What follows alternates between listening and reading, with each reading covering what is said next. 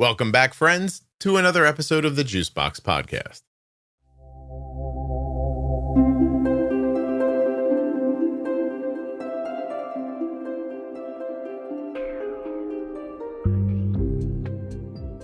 Today, I'll be speaking with Elizabeth, who is 18 years old. She's an athlete into martial arts and judo. She's had type 1 diabetes for 5 years. This is her story. Nothing you hear on the Juicebox Podcast should be considered advice, medical or otherwise. Always consult a physician before making any changes to your healthcare plan. If you're looking for community around type 1 diabetes, check out the Juicebox Podcast private Facebook group, Juicebox Podcast, Type 1 Diabetes. But everybody is welcome. Type 1, Type 2, gestational, loved ones, it doesn't matter to me. If you're impacted by diabetes and you're looking for support, comfort, or community, check out Juicebox Podcast, Type 1 Diabetes on Facebook. Are you an adult living with type 1 or the caregiver of someone who is and a U.S. resident? If you are, I'd love it if you would go to t1dexchange.org/juicebox and take the survey. When you complete that survey, your answers are used to move type 1 diabetes research of all kinds. So if you'd like to help with type 1 research, but don't have time to go to a doctor or an investigation, and you want to do something right there from your sofa, this is the way. Today's episode of the Juicebox Podcast is sponsored by the Eversense 365, the 1-year wear CGM. That's one insertion a year. That's it. And here's a little bonus for you. How about there's no limit on how many friends and family you can share your data with the Eversense Now app. No limits. Eversense. US Med is sponsoring this episode of the Juicebox Podcast, and we've been getting our diabetes supplies from US Med for years. You can as well. usmed.com/juicebox or call 888-721-1514. Use the link or the number, get your free benefits check, and get started today with US Med. This show is sponsored today by the glucagon that my daughter carries, Gvoke HypoPen. Find out more at gvokeglucagon.com/juicebox. Hi, I'm Elizabeth. I am a type 1 diabetic athlete and I do judo, which is a martial arts. And today I'm on the Juicebox Podcast. And a second ago, Elizabeth introduced herself and I didn't have her track recording. So now it's recording. We're all good. Here's what I learned in the 35 seconds before I realized I wasn't recording your voice. You're 17. You're almost 18. You'll be 18 on July 19th, which is just a few days after my 53rd birthday. We're both cancers, but you don't find yourself to be particularly emotional like I do. Yeah. Do you think it's possible that none of that means anything? Whether you're like a Pisces or a Cancer or something like that? Personally, I think that it has nothing to do with you. You are you, and you be strong as you. I agree. What makes you come on the podcast? What made you reach out? From previous experiences, I haven't really had the chance to meet any other type 1 diabetics in the martial arts community. And those that I have met, they do not compete to the level that I do. Ooh, hold on a second. You were hoping what, Elizabeth? You sound like you might be a little ass kicker. Are you out there rolling with the big boys? What's going on? Well, I would hope so. I compete interprovincially and internationally on Team Alberta. So. Oh my God. Oh, you're Canadian? I am, yeah. Oh, I didn't know. I thought you sounded extra polite, but I didn't know. Hold on a second. How long have you had type 1 diabetes? I have had type 1 diabetes for 5 years this November. Oh, okay. No kidding. So you were how old when you were diagnosed? I was about 11 or 12. 11 or 12. Okay. 11 or 12 in Canada. Always been Canadian? You didn't move there or anything like that? Yep. Born and raised. So when you were diagnosed, did they put you on regular and MPH? Regular and MPH. I'm not quite familiar with the terms. Then it wasn't you. Some of the provinces use an older form of insulin when people are diagnosed. But what did you start with? I started with Basaglar and Humalog, actually. Okay. So you started with more modern insulin. Did you know that province, and should I say province or province? Does it matter to you? I don't want to insult you. Either or is fine. Okay. Province. They do it differently from one to the other. That's cool. Interesting. So you're in let's see. Either I got to test myself on this. Toronto would do more modern insulin. So would, trying to think of the different provinces. Never mind. I'll never figure it out. Do you live where the abominable snow monster lives, or are you near a building? Well, I mean, I'm in a building, but it gets pretty cold here. Is it an igloo that you're in? Be honest. Not quite. No. It's a pretty nice house, I'll be honest. I've had some deep conversations with other Canadians. One was a little girl recently. She tried to tell me that you even have cars in Canada, which I thought was crazy because obviously you live on a frozen hellscape. There's just polar bears and penguins and everything. But she said no. She said like there's like towns and sidewalks and everything. So I chose to believe her. Are you saying, as shocking as it sounds, that is true. We do have cars. You're representing the same ideas? Okay, that's fine. When did you start? By the way, did you like when I said rolling? Like I knew a little bit about judo? Yes, yeah. It's pretty impressive, I imagine, for you. First, let me talk to you a little bit about your diagnosis. I'm going to just kind of get that story for you. So do you remember much about it? I do, actually. I was in my junior high years, and I had been sick for a little while. Not quite sure why. I was like, oh, probably just a common cold, like whatever. But then it didn't really start getting better after about 3-4 days.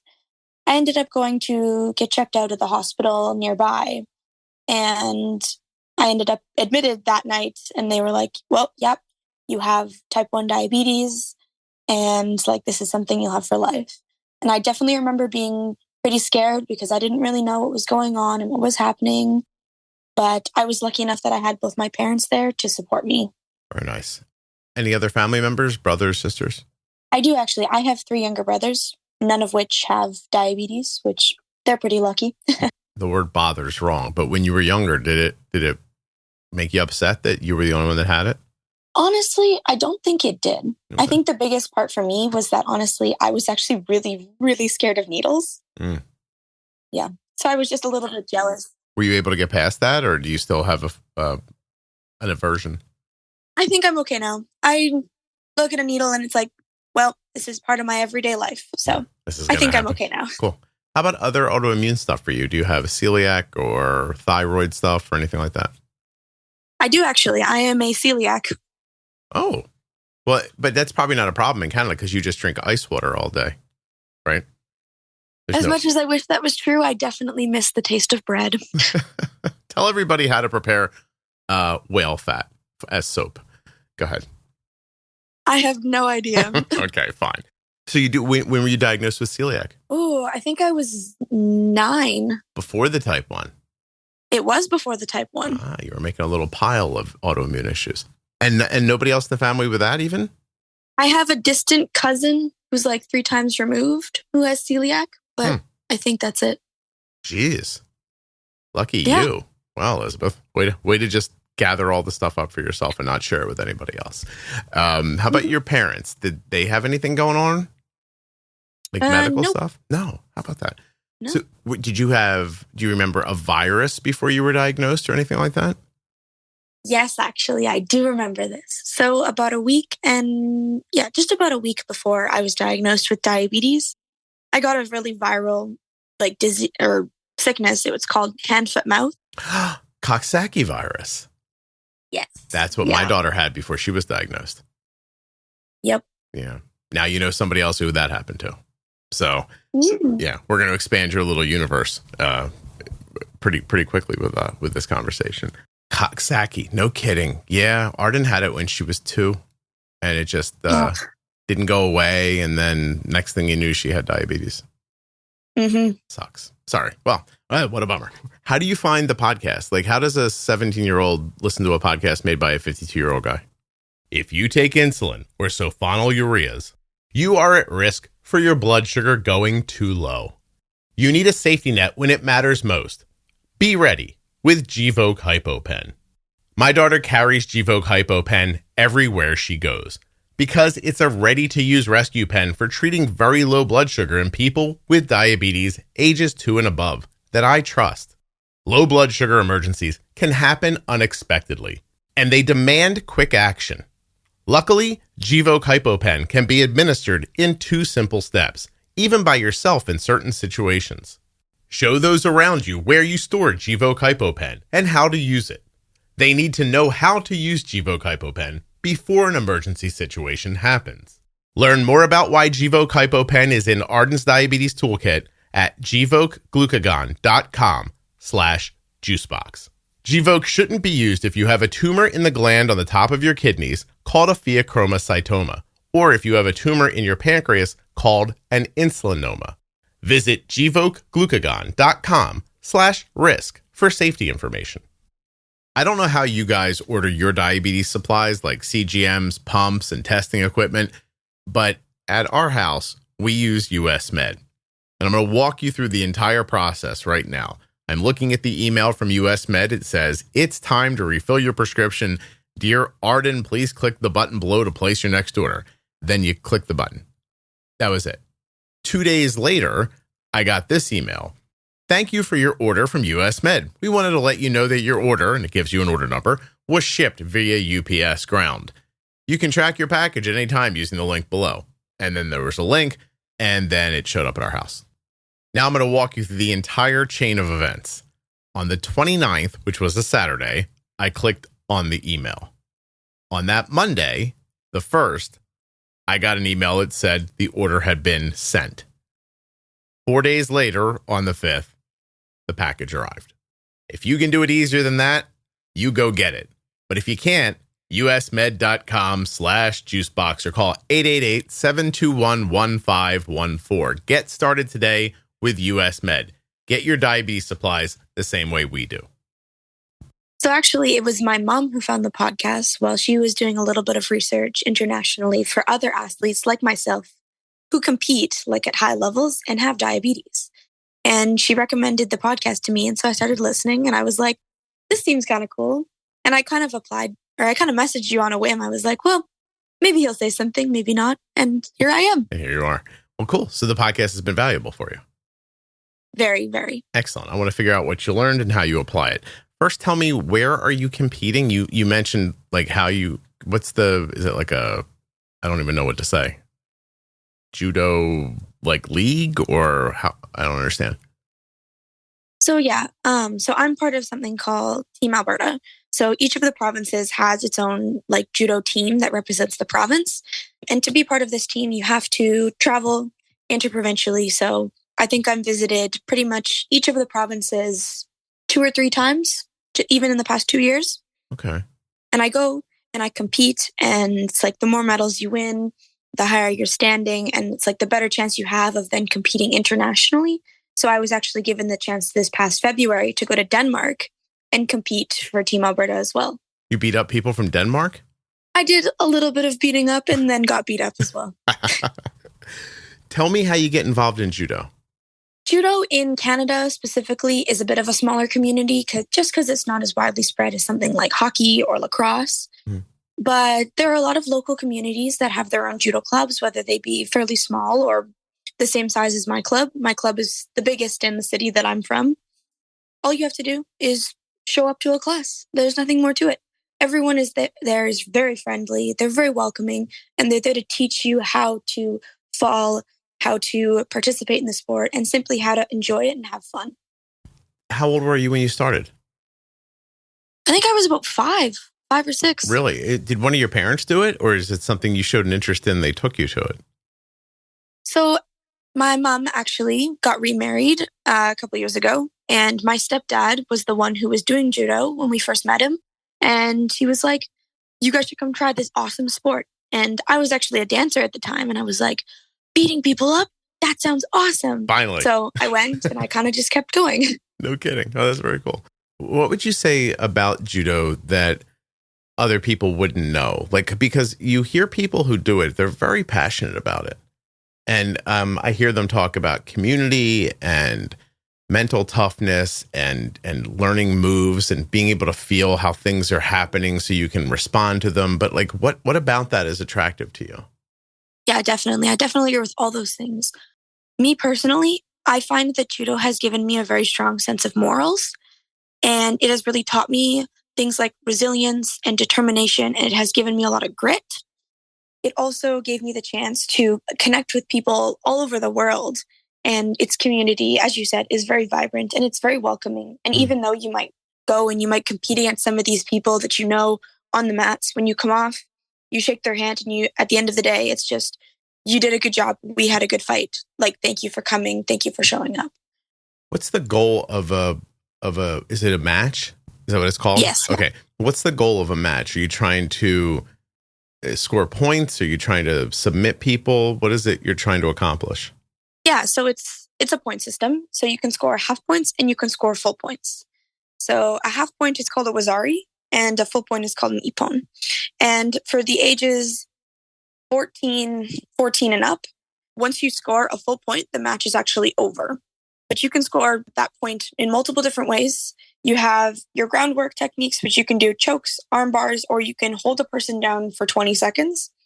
And then in your standing, you can throw this person. And if they land completely on their back, then that is the full point. How scared are you that you're going to dislocate your knee or elbow or something like that?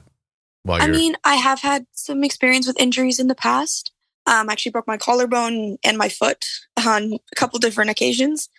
But I think that even though I was scared to get back on the mats after that injury, after any of the injuries that I've sustained, I think that it's the most important thing was that I kept going back and I kept persevering, because even though I was scared, getting back on the mats renewed my self-confidence and it made me stronger in the end as well. Why would you settle for changing your CGM every few weeks when you can have 365 days of reliable glucose data? Today's episode is sponsored by the Eversense 365. It is the only CGM with a tiny sensor that lasts a full year, sitting comfortably under your skin, with no more frequent sensor changes and essentially no compression lows for 1 year. You'll get your CGM data in real time on your phone, smartwatch, Android or iOS, even an Apple Watch. Predictive high and low alerts let you know where your glucose is headed before it gets there, so there's no surprises, just confidence. And you can instantly share that data with your healthcare provider or your family. You're going to get 1 year of reliable data without all of those sensor changes. That's the Eversense 365. Gentle on your skin, strong for your life. One sensor a year that gives you one less thing to worry about. Head now to eversensecgm.com/juicebox to get started. So dig deeper into that. Like, I've spoken to people who play baseball, basketball, football, like, done all kinds of different sports, competitions and things like that. You don't hear any of them talk about their self-confidence growing from it. It's more usually like, I barely keep my head above water because I feel like I'm failing all the time. Because I think sport, generally speaking, is a lot of controlled failure, hoping for a couple of, successes. But so first of all, why is judo a confidence builder? Well, as a girl, just kind of in this world, it's nice to always have those kind of self-defense skills, right? So even just that, and like knowing that I know how to defend myself if I get into a tricky situation is really valuable to myself.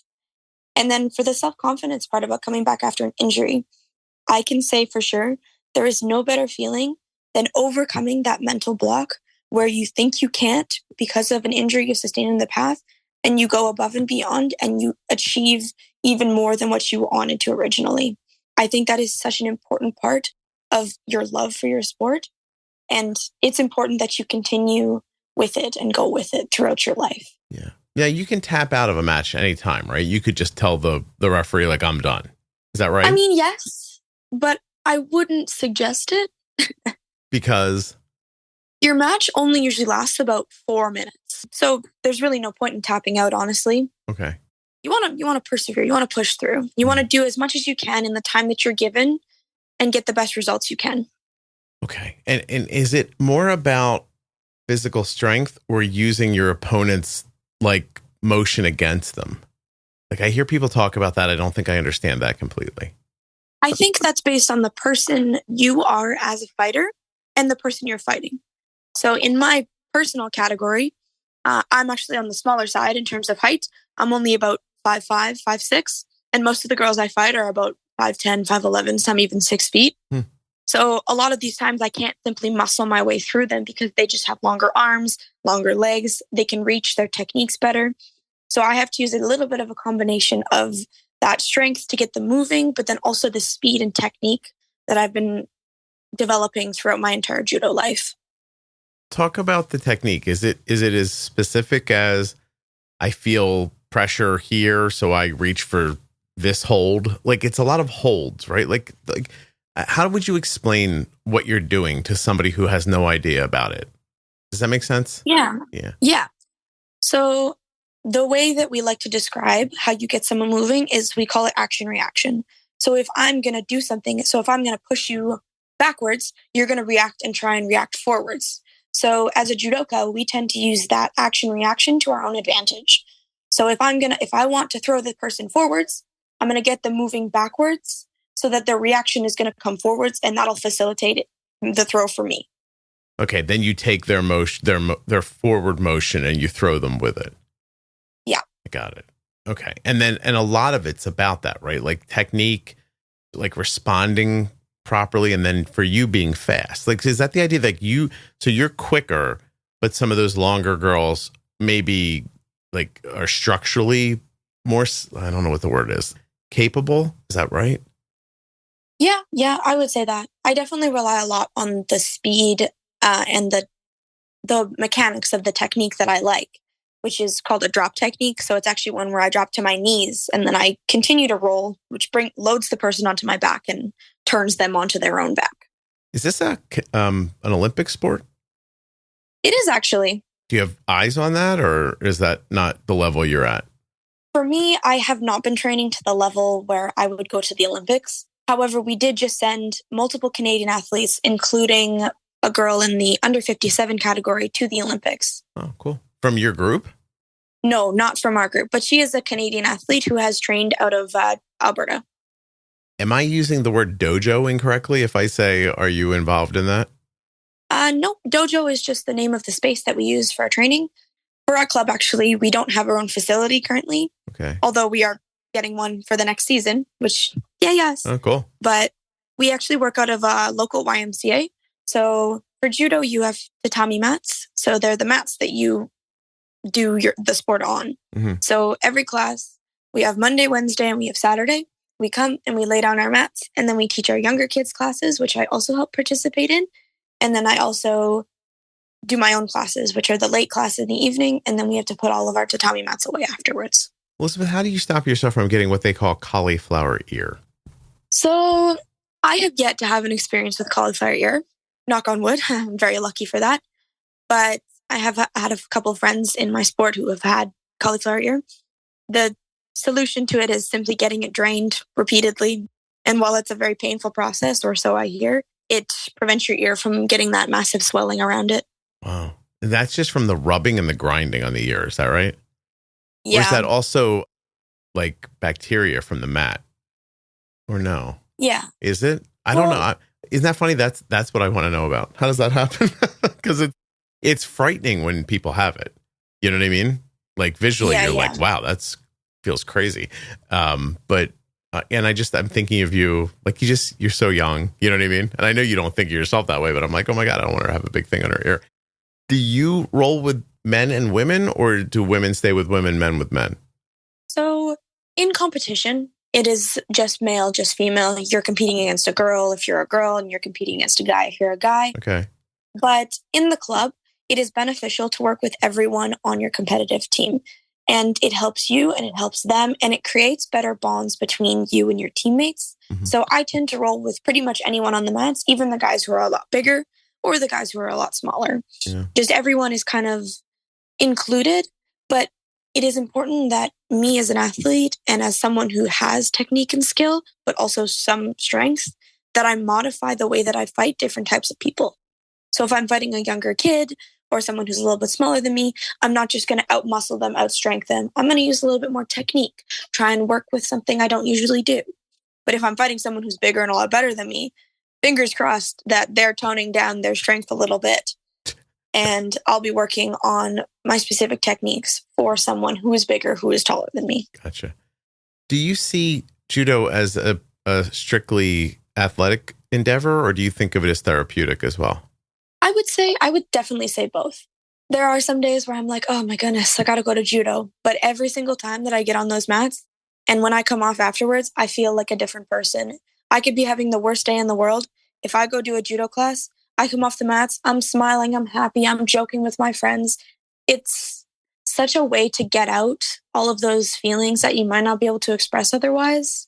And it's just so much fun. Like, it's hard not to be happy once you come off the mats after a good day of like a hard sweat and good training. You have a feeling for what it is that the activity releases, or what it's giving you that you didn't have in your day?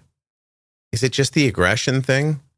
Maybe a little bit, but I find just getting on the mats and like not having to like talk to someone while I'm just doing a little sparring match is just kind of the best therapy, because I'm there, I'm in the zone. It's like, okay, I'm going to do this, I'm going to do this, and I'm going to throw.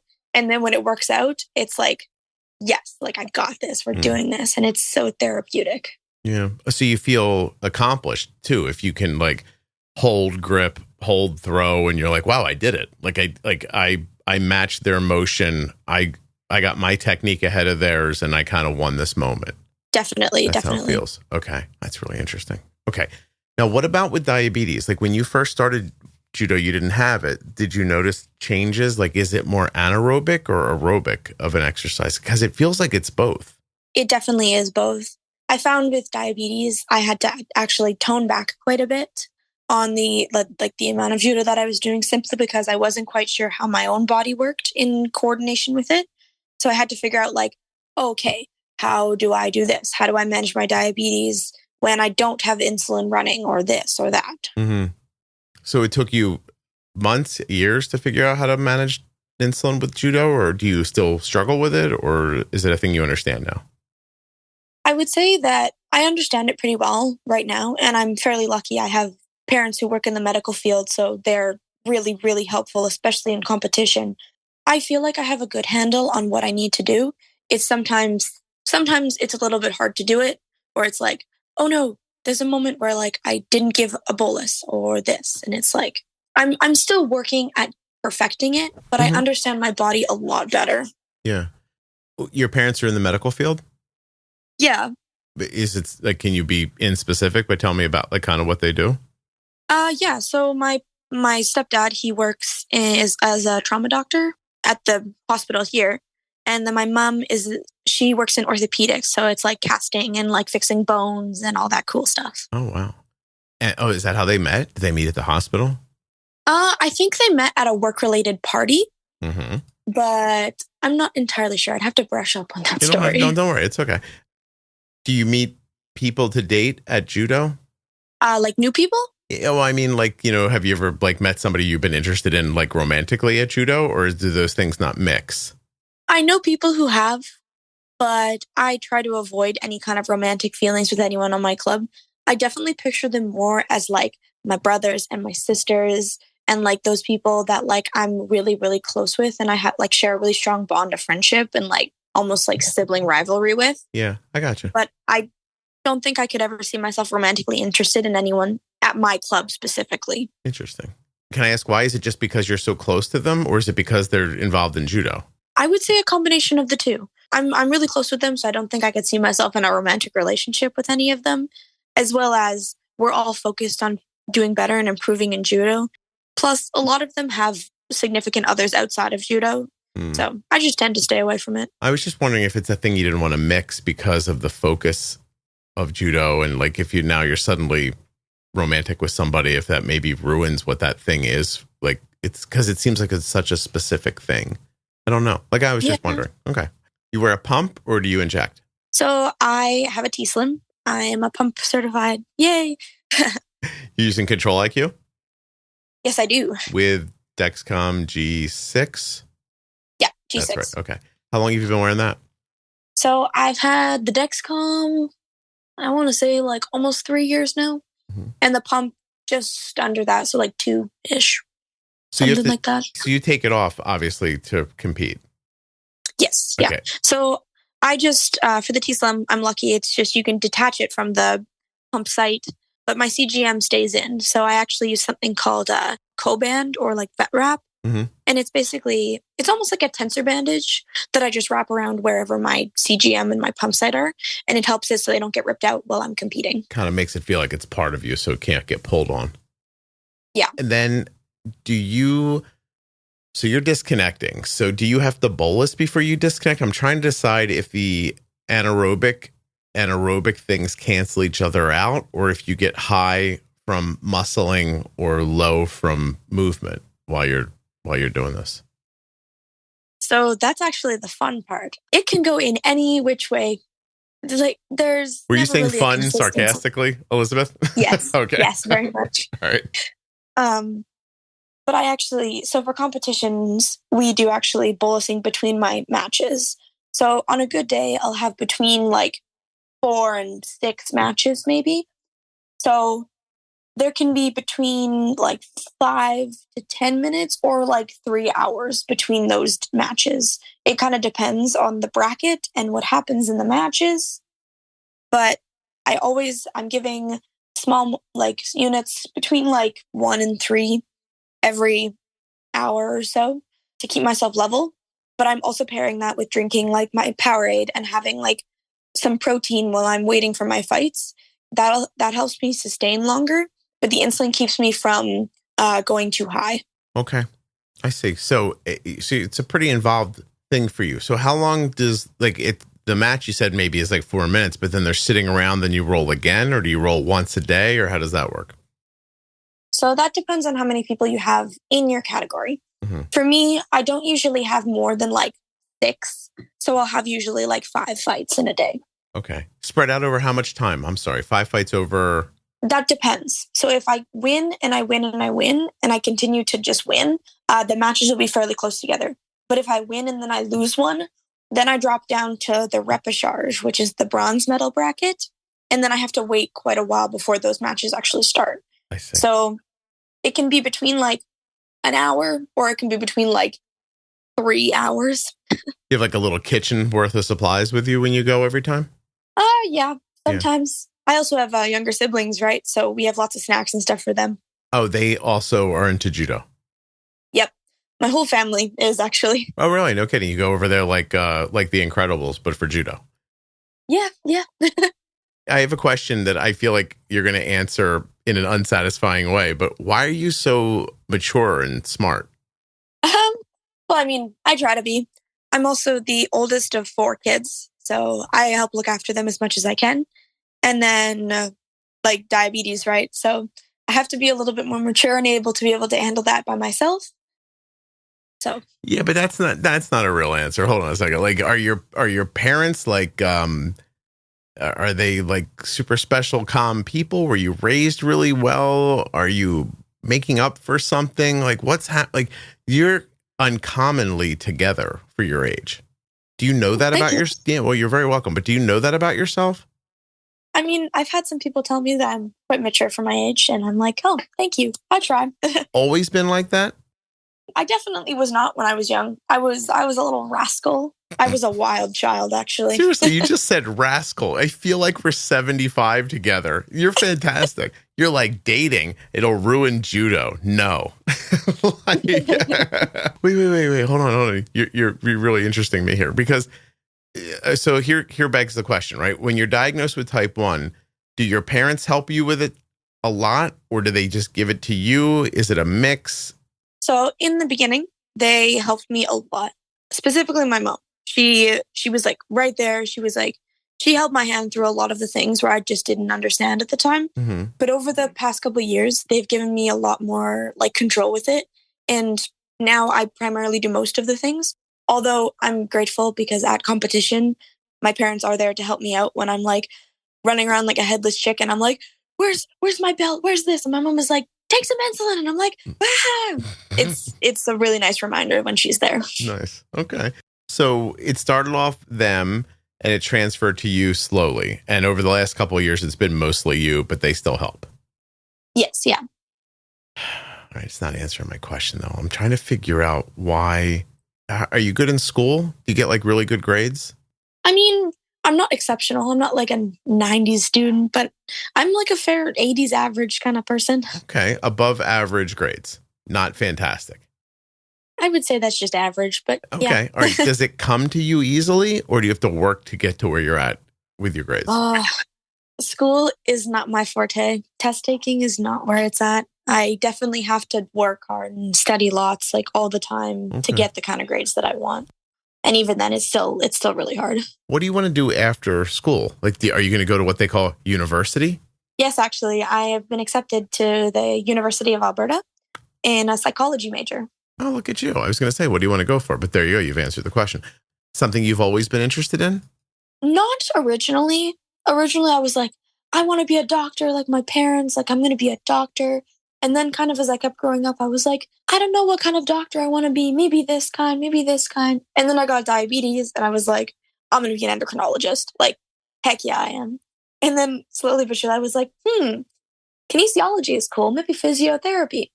And then I was like, you know what? No, psychology. You're just bouncing around. I have to tell you, this summer, I've really come to think like just how ridiculous it is that we ask 17-year-old kids to pick a thing that they're going to do for the rest of their life.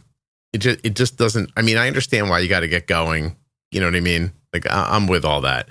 It's just such an odd thing. Like, how are you supposed to know? You know what I mean? Yep. Preaching to the choir, man. Yeah. And also, you're somehow like a little mix of a hippie and an old lady at the same time. How did that happen?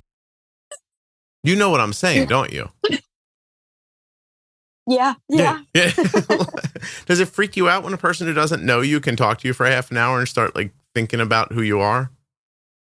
No. No? I'm not a very I would say I'm a little bit introverted when I meet most people, but I'm a fairly chatty kind of outgoing person in general. So it is what it is. Yeah, but you have like I don't know, your vibe is interesting. It's like upbeat, but old soul, but not crunchy. Does that all make sense? Yeah. Yeah. I'll take the compliment. I'll take it. Listen, whoever you are is a compliment as far as I'm concerned, but it's just your mixture is interesting. That's all. What do you like to do besides judo? So I'm big into actually just like physical activity in general. I love like mountain biking. I used to be a dancer, so I love dance. Just being outside pretty much is just kind of my vibe. But I also do love art. I love drawing, kind of anything like that. Okay. So solitary, you like more solitary endeavors? On occasion. I like doing these things like with people. Like I'll go and I'll bike with some friends or with my parents, or like we'll go on a bike ride with my dog because I have a lovely little Australian shepherd. Mm-hmm. It's interesting though, like because, well, I guess maybe a lot of stuff is like that. I was going to say like you're doing group activities, but they're singularly focused once you're involved in them. You could kind of say that about judo too, honestly. That's what I'm saying. But I think everything's kind of like that though. If you stop and really think about it, like how many things are you actually holding hands with somebody while you're doing? You know what I mean? True. Maybe. I think I might have just outthought myself in a circle. And then when I got to the end, I was like, oh, dummy, that's how that works. Do your younger siblings know anything about the diabetes? So I have 3 younger brothers, 2 of which are like fairly young. One of them just turns 5 this August, and the other one is 7. Oh. So. Oh, that's right. Your much. parents are, it's a second marriage for your mom, right? Yeah. Those are my half brothers. Yeah. And then I have my other brother who actually lives with his biological father. And he just turned 16. Oh, he turned 15. You have a half brother that lives with his biological father, but that's also your biological father? Not quite. Hold on. My mom gave birth to me and my brother. Yeah. And he is 15. He lives with our bio dad. Okay. But I live with my mom and my stepdad and my 2 half brothers. I got it. Okay. I thought there was like, I misunderstood for a second. Don't worry about it. Okay. So they're not they're younger, really, is the answer. The ones, the kids you live with. They're goofballs. And sometimes when I'm sitting there and I'm like, guys, just like, leave me alone. They'll come over and be like, Lizzie, what are your blood sugars? You're being grumpy. I'm like, guys. Yeah. They're silly little goofballs. That's nice. Wait till they get bigger. They'll be silly big goofballs. Oh, definitely. So after this, university, psychology, but you're going to keep, judo stays in your life for sure. Yeah, definitely. Okay. Is it a thing that you recognize that one day physically you won't be able to do, or do you think you just do it with a little less gusto as you get older so that you can continue? I think anything is possible. My stepdad is over 40 and he still competes interprovincially and wins golds and competes internationally and wins medals. So nice. I think I can go for as long as possible. You do this every weekend? Like every weekend, you get up on Saturday morning and go off to an event? So we have our trainings. They're weekly. We have 3 times a week. But our competition season, most of our competition season just actually finished after we had nationals, which was about 2 weeks ago. A little more than that, maybe 3. Okay. But we probably have about a competition, maybe 2 a month. And we also have mandatory monthly trainings with the provincial coach. How does this translate into real life? Like, let's say you're out walking and a lumberjack that smells like maple syrup comes up behind you and tries to take your purse, right? Like, how do you fight him off with what you know from judo? So again, it's like judo is the use of your own body mechanics and then manipulating the body mechanics of your opponent, right? So if he's going to come and he's going to reach for my purse, I'm simply just going to grab his wrist and I'm going to turn and throw him because he's going to be going forwards towards me. So I'm just continuing his momentum, this lovely lumberjack's momentum. Yeah. I'm barely doing anything, honestly. I'm just influencing his momentum just a tiny bit. Okay. So he comes up to you. He's like, oh, hey, I'm going to take your purse, and buy a beer. And then you're like, you wait for him to come at you? Or you, you would run first, right? Like you'd be like, I could probably outrun this, like, because he's got syrup on his hands. He'll probably slip. And so but you would, but if you got stuck, you wouldn't attack. You'd wait for the attack. Is that correct? That depends. Really? If he's coming at me if he's coming at me first, and I'm like, well, he's coming at me, time to react to his acting. But if he's there and he's like, oh, like, I'm going to take your purse, but he's just like standing there and there's not really anything happened, I'm not going to go for an outright fight. But again, if he comes at me like he's going to do something, I'm going to take the first move in terms of defending myself. And is this also just so ingrained in who you are that even if they took you by surprise, you would react like reasonably appropriately? I mean, I would hope so. But like a competition. Yeah, but what happens like in your house if somebody comes around the corner and they're like, boo? Are you just like, do you already have a hold of them and you're moving them? Do you know what I mean? Or like, how quickly does your body go to that, like that memory, that muscle memory? Have you ever heard the quote, fight or flight, but I'm a flightless bird? Okay. So you're right into it. That's kind of the quote that I try to live by. If you didn't have judo, what do you think you would do with all this energy? Because it feels to me like you have extra energy and that like expelling just some aggression and tactical like ideas seems like it's really good for you. Like, where do you think it would go though without this?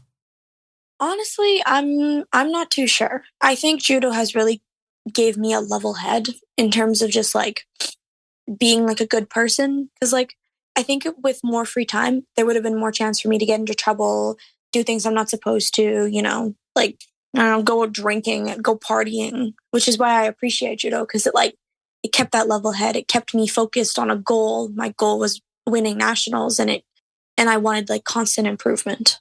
Do you think that that's who you are though? Do you think like if somehow, if this man doesn't come into your life and say, hey, you guys should try judo, do you think you're out there just like drunk Elizabeth? I'd like to say that no, I don't think that's me, but I honestly have no idea where my life would have taken me without something as moral compass like as judo. Interesting. Are you religious? No, not really. Is this your religion? I would say judo is my religion. I would say that. Okay. I'm interested because I don't drink as an example, but I think I can't imagine what would move me in that direction. Like, even if my life got bad, I don't think that that's a direction I would go into. Because I wonder if you're not giving yourself enough credit for who you are, is what I was wondering. Potentially.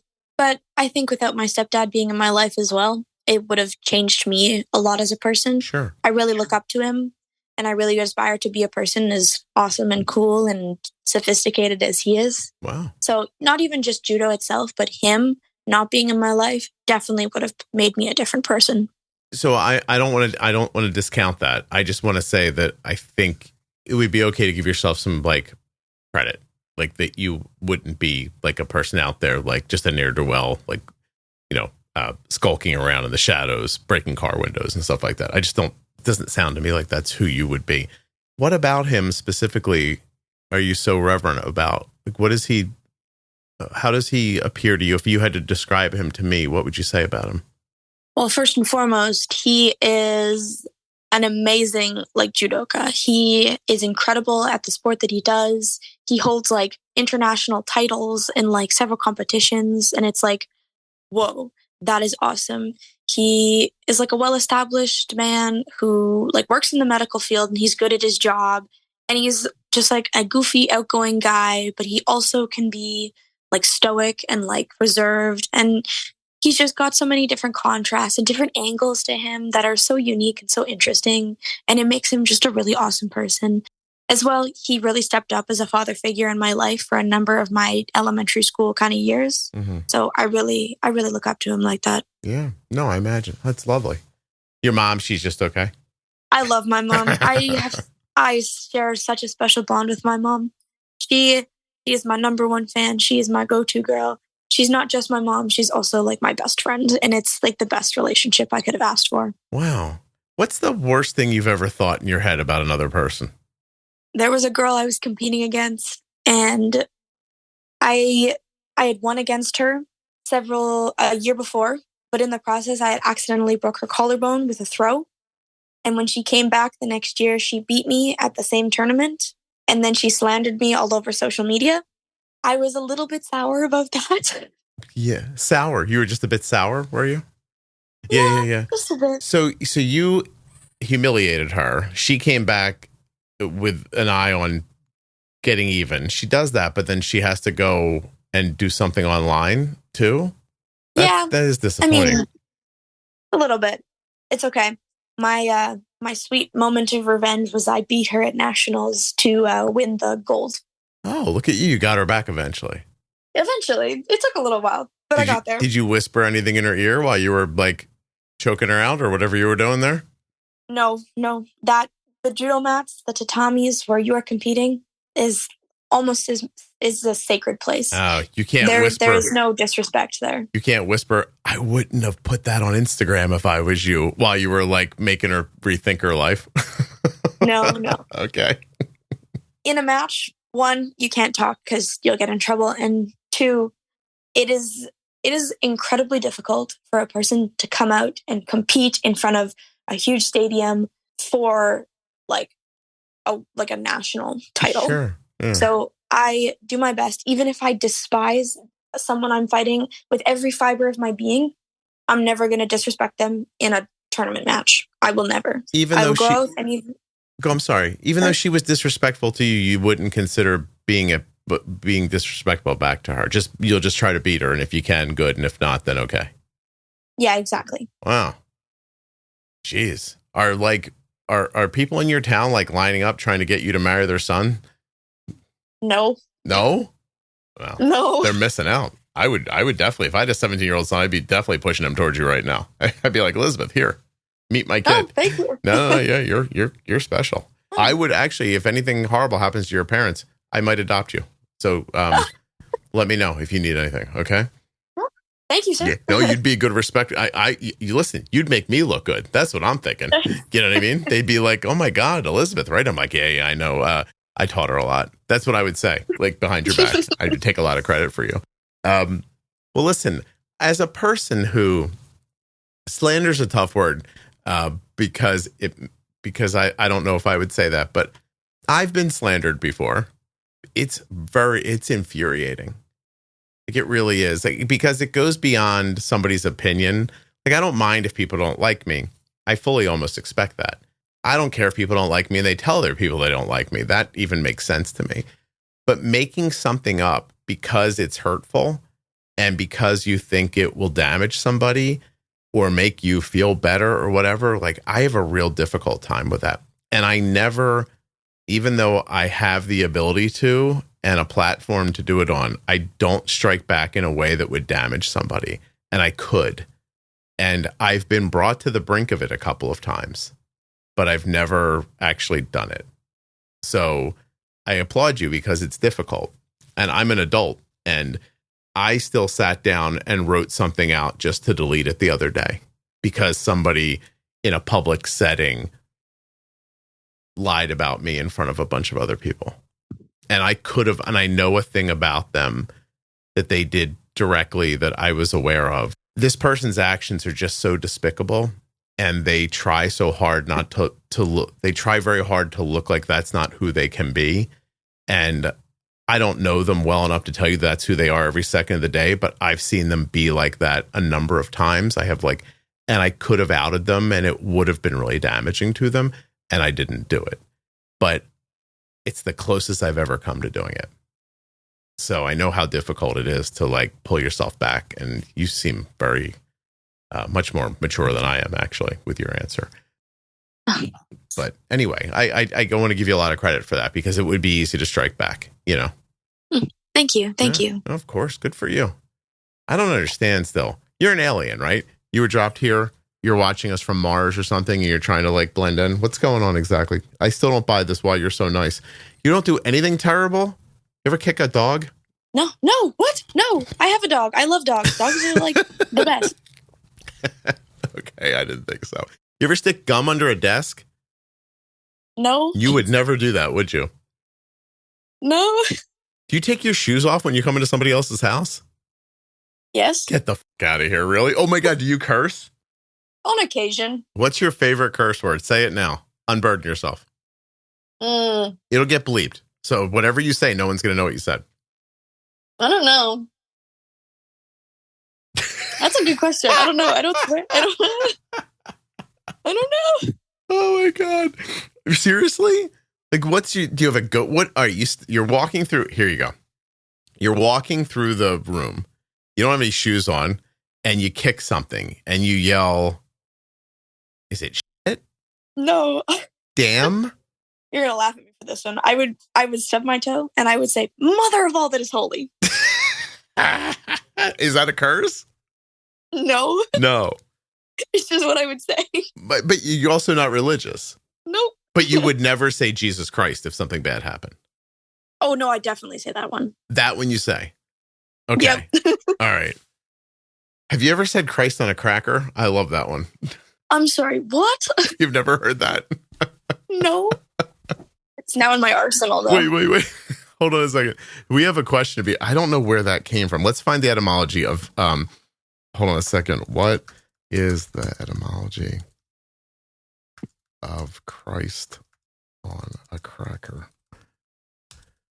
The phrase Christ on a cracker is an exclamation used to express surprise, disbelief, frustration, or exasperation. It is considered a euphemism to avoid using more explicit or blasphemous language, substituting a milder, less offensive expression, while still conveying strong emotions.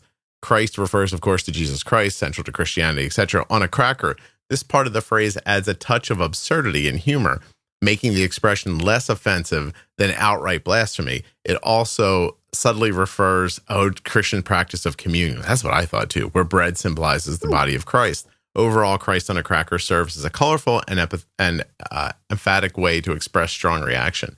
Please go to that one the next time you stub your toe. Okay, I will. And if people say, what did you just say? Go, I learned that on a podcast. Mm-hmm. I would please tell people. I will. That was, by the way, our ChatGPT overlord who gave us that breakdown of the etymology of Christ on a cracker. Lovely. Yeah. Also, I was typing and not looking, completely missed on etymology, and ChatGPT still knew what I was asking. So be aware it's coming for you and me. So psychology, you find people interesting, why they do things interesting. You want to help them feel better.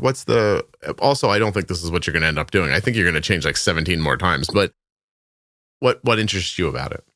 So actually, we had a Japanese exchange student come and stay with us for a little while. He also did judo. So he was staying with us and training with us at our club. And he was actually doing his studies in sports psychology. And I found it really interesting. And I was like, that seems like a really cool profession. And then another of the gentlemen at our club, him and his wife, I'm good friends with his kid, him and his wife, they're both sports psychologists. So I was talking to him about it, and he was like, yeah, like it's really cool. Like this is the kind of stuff you do. I was like, But I have a soft spot for kids since my brothers are awesome sauce. But I definitely would go into either sports psychology or child psychology. Elizabeth, every time you talk, I just assume you're not a real person. You're just like, you're so kind and lovely, and everything you say, I'm like, oh my God, this is amazing. Thank you. Seriously. I'm like, what the hell is happening? All right. Well, you're terrific. Let's make sure, let's go back and make sure, did we talk about or not talk about anything that you wanted to? Did I miss anything? That's my first question. Not particularly. No? Did you cover things that you were hoping to talk about? The only thing we didn't really talk about was there's something I do called intermittent fasting. Oh, I would like to talk about that. I've done that in the past. Go ahead, tell me. Yeah. So the diabetes clinic actually does not like it when I do intermittent fasting. Why? But so the way that they like to, or how I've perceived the way that they like to help manage like a diabetic's blood sugar is the constant use of like food and like sustenance. Because like with food, you can give more insulin and so on and so forth. Mm-hmm. But I found that an important aspect of participating in judo, like to maintain weight and just increase my overall performance, has to do with the intermittent fasting. On non-tournament days, I try to refrain from eating for around 16 hours each day. Okay. Sometimes 18. This gives me a chance to focus on like my background and my basal insulin, and generally keeps my blood sugars at like a more steady rate. On the days where I don't fast, which is usually just like my competition days or the days where I have like those post-tournament training camps, Mm-hmm. I usually start the day off with some protein and like liquids, and I stay light on the heavy carbs because those are what spike my blood sugar really bad. And then it just kind of stays up for when I'm doing judo for the rest of the day. Instead, I eat those heavier carbs later at night to help rebuild any muscles that I might have broken down a bit during the day. And those carbs actually help me maintain my blood sugar better overnight on competition days as well. Why would your doctors have a problem with that? They just don't like the fact that I'm only eating about 2 meals a day. Well, what's your A1C? My A1C right now is, I think it's around 7. And what's your variability like? Do you get over 180 very often? Hold on a second. You're in Canada. Sorry about that. Give me a second. Juiceboxpodcast.com, A1C and blood glucose calculator. Type in, you got to get a plug in once in a while. You know what I mean? Put in 180. So 10, right? Do you get above 10 very often? Sometimes. I find that when I'm fasting, I actually don't get above 10 very often. I honestly stay lower. About where? On a good day, when I wake up in the morning and my blood sugars are around 6, I tend to hover between like 6 and like 4. Okay. So like between 70 and 110. That's really great. So yeah. And you don't have a ton of variability. Do you happen to know what your, oh God, a simple phrase just fell out of my head. A standard deviation is? My standard of deviation? Do you know that? Do you ever go into your Dexcom Clarity app and look at your standard deviation? Yes. I mean, I haven't done it recently, but I have. Usually I stay between about 6 and like 8, 9. Really? I don't know what is, I don't understand. Like, do you think it's just one of those situations where that's just how they do it? They don't know how to support you? Maybe. They also told me like in the past or whatever, because I've also gone to like diabetes camp and stuff like that. Again, they use food to help manage like blood sugar. So they recommend eating like breakfast, a breakfast snack, lunch, like an afternoon snack, and then an evening snack, and then like dinner, and then like a bedtime snack. So they're feeding people on such a schedule that they don't have an opportunity to get low. Yeah. Yeah. Which I struggle with because in tournaments, like we have to like weigh in for our competition. So we're fighting people roughly our size. Like that's why I do the intermittent fasting. It helps me maintain like a healthy weight and sit at the spot where I want to be at. Yeah. I'll be damned. It's upsetting, isn't it? That they can't just kind of meet you where you are and see that you're having success and try to support that. I mean, I see why they don't, why they recommend that I should be eating more. It works for me. So I'm going to continue to do it. No, you should. Does it make you feel bad? That's my worry for you. You seem so goddamn nice. Like, do you sit there and feel badly about what you're doing? Not at all. Good. Yeah, you got a spine for that stuff. You seriously, you have you have a resilience that you said you used the word grit earlier. I don't know if you knew that or not, because I was busy going, I don't know why a 17-year-old knows the word grit, but do you feel like, is that a central part of your personality? Like that resilience? I would say I think so. Like being a diabetic and someone who does judo and like a female and someone who's like had like a rough childhood or whatever you want to call it. Like I think resilience is a pretty good way to put it. I mean, I'm still here, right? So tell me how your childhood was rough. My parents divorced when I was about 2.5 after they had my brother. Mm-hmm. So I spent a lot of time going back and forth between the houses, and there was some conflict there, as well as some like I don't want to say animosity because that's a strong word, but there was definitely some conflict between the houses. So when my mom started dating and when she got married again, my dad was mad and this and that. And it was like a constant banter between the two households. Yeah, that makes sense. Okay. So the divorce is where you feel like you had your first opportunity where you kind of could have gone backwards a little bit, like something could have happened to you, but you didn't. Like you kept going in the direction that you went. And even though you don't have like a firm feeling for where you want to go in life after this, which we both agree is not something you should probably even know when you're 17. But does that feel like an unknown to you? Like I would say, yeah. And you deal with it by knowing what? It's going to be okay? I think I deal with it knowing that even if I don't know where I'm going right now, like this is going to sound corny, but the adventure towards where I'm going to end up is one of the best things, right? It doesn't sound corny. It sounds like you're 46 and and you've been through a little bit of shit, but you really understand life. I try. Has anything really horrifying ever happened in your life? Have you ever lost someone or anything that we would like think of as traumatic has ever happened to you beyond the divorce? Well, I mean, 3 years ago, yeah, this October, my uncle, so my mom's brother, her little brother, he passed away. Unexpectedly, obviously. Yeah, that hit my entire family, including me, like a semi-truck. Him and my mom were really close. I was also really close with him. We would talk almost all the time. We spent a lot of time together. So that was a devastating blow to our entire family. How did you guys traverse that? It was tough. I think we're still going through a couple of the ripples of the aftermath and stuff like that. I tried my best to stay strong for my mom because it was her little brother, and I could not imagine losing one of my little brothers. Sure. So I tried to stay strong for her and support her any way I knew I could. Definitely went and talked to some people as well. You went to therapy?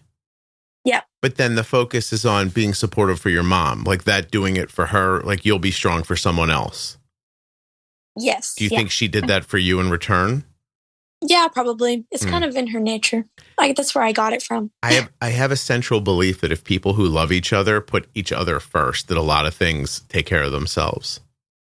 Does that make sense?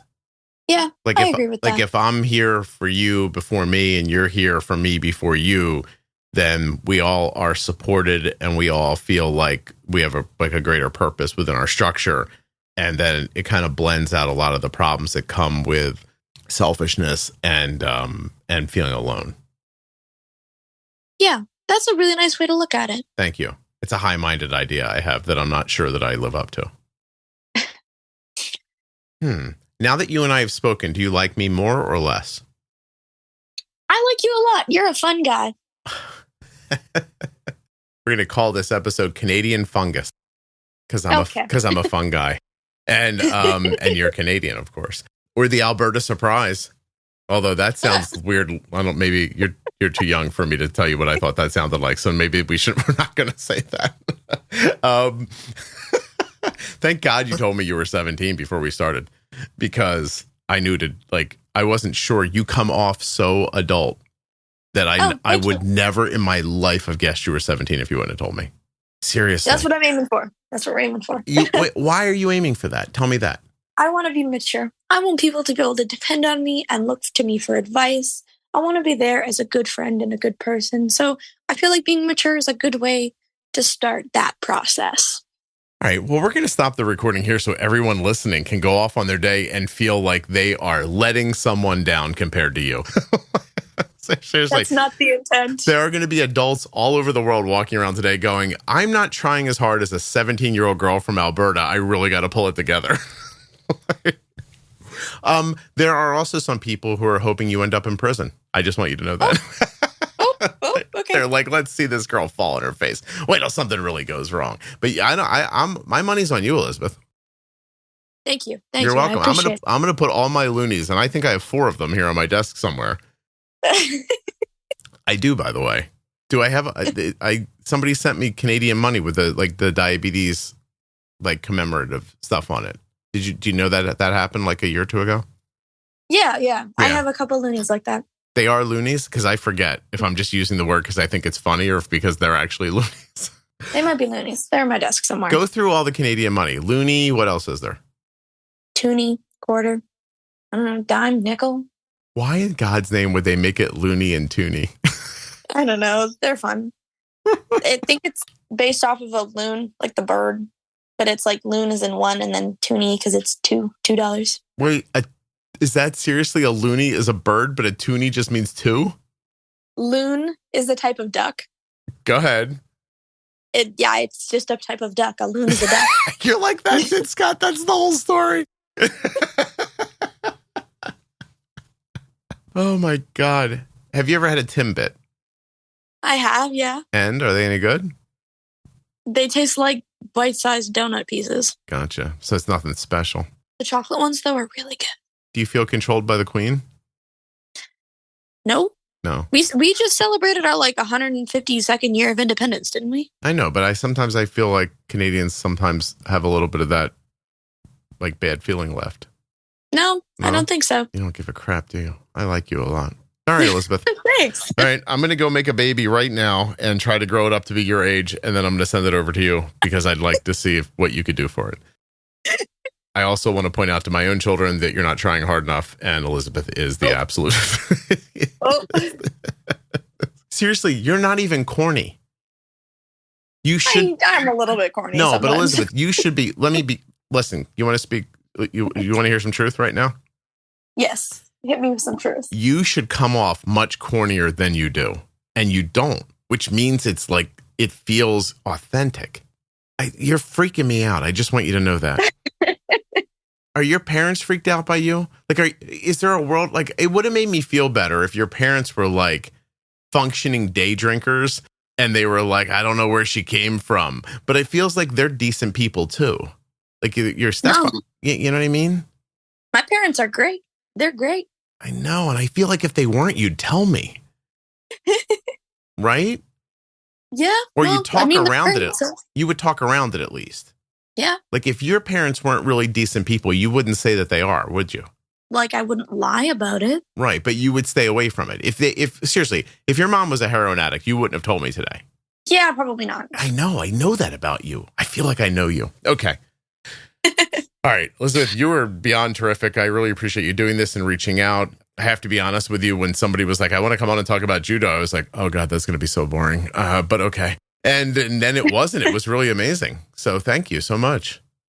Yeah, thank you for having me. Honestly, this is a fantastic experience, and I'm really glad that I got this opportunity. Oh, I'm glad you feel that way. But, and I believe you because I know you wouldn't lie to me.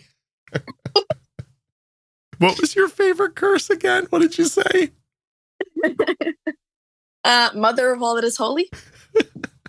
But the next time you stub your toe, you're going to say, Christ on a cracker. That's right. It's, Christ on a cracker. Just like that. And then when people look at you, just go, I learned that on a podcast. Okay? Yes, sir. All right. Hi, our captain. You're fantastic. Feel free to ask to come back on the show when college is over. Okay? Oh, thank you. That would be so awesome. I would love to hear how college went for you. As a matter of fact, no, don't thank me. As a matter of fact, I'm going to make a note here for myself. Keep the podcast going for at least 5 more years so you can hear what Elizabeth did in college. There. You're only 4. No. Only 4. No, but I want you to have time to settle in and feel, reminiscent and everything. You're now my reason to go on. Thank you very much. No, thank you. Seriously. Hold on one second. You're fantastic.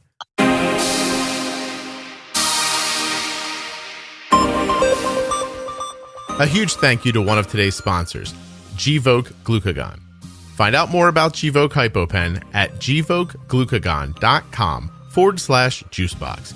You spell that GVOKEGLUCAGON.com/juicebox. The conversation you just enjoyed was brought to you by US Med. usmed.com/juicebox or call 888-721-1514. Get started today and get your supplies from US Med.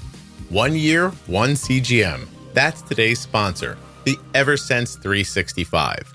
Learn more and get started today at eversensecgm.com/juicebox. And you may be eligible to receive the system for $199 for a full year. There's more details about eligibility at my link. If you or a loved one was just diagnosed with type 1 diabetes and you're looking for some fresh perspective, the Bold Beginnings series from the Juicebox Podcast is a terrific place to start. That series is with myself and Jenny Smith. Jenny is a CDCES, a registered dietitian, and a type 1 for over 35 years. And in the Bold Beginnings series, Jenny and I are going to answer the questions that most people have after a type 1 diabetes diagnosis. The series begins at episode 698 in your podcast player, or you can go to juiceboxpodcast.com and click on Bold Beginnings in the menu. Thank you so much for listening. I'll be back very soon with another episode of the Juicebox Podcast. If you're not already subscribed or following the podcast in your favorite audio app like Spotify or Apple Podcasts, please do that now. Seriously, just to hit follow or subscribe will really help the show. If you go a little further in Apple Podcasts and set it up so that it downloads all new episodes, I'll be your best friend. And if you leave a 5-star review, I'll probably send you a Christmas card. Would you like a Christmas card?